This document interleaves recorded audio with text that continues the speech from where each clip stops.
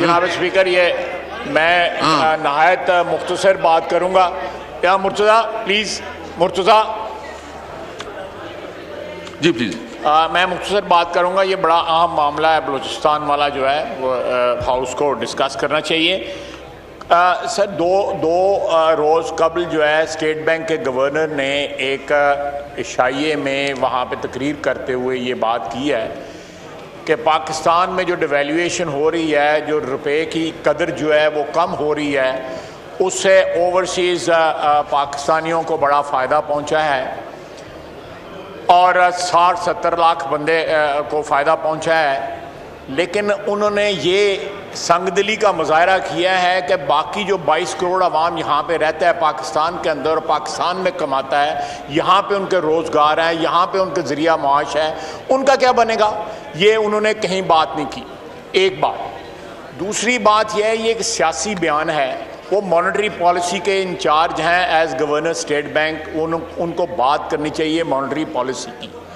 یہ اس طرح کے معاملات پہ سیاسی بیان دے رہے ہیں.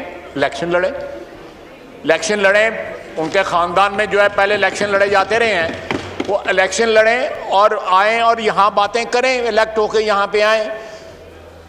اس وقت وزیر اعظم نے جو بیان دیا تھا کہ ہر 1 روپے کی ڈیویلیویشن پہ پتہ نہیں کتنے ارب روپیہ قرضہ پڑتا ہے.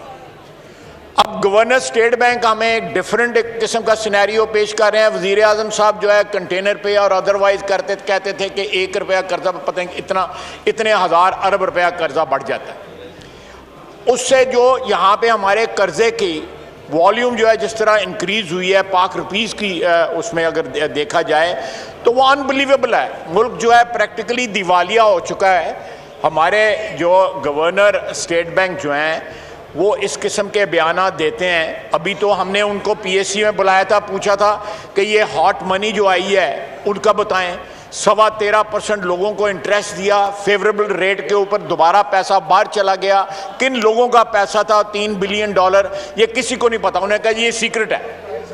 اب وقت آئے گا پوچھا جائے گا ان سے یہ بھی. لیکن جناب اعلیٰ یہ لوگ جو ہیں یہ بیسیکلی IMF کی طرف سے لیکوڈیٹر آئے ہوئے ہیں. یہ گورنر اسٹیٹ بینک جیسے لوگ جو ہیں پہلے انہوں نے بیڑا غرق کیا ایجپٹ کا, اب پاکستان کا بیڑا غرق کر رہے ہیں. یہ لیکوڈیٹر ہیں IMF کی طرف سے پاکستان کے آئے ہوئے.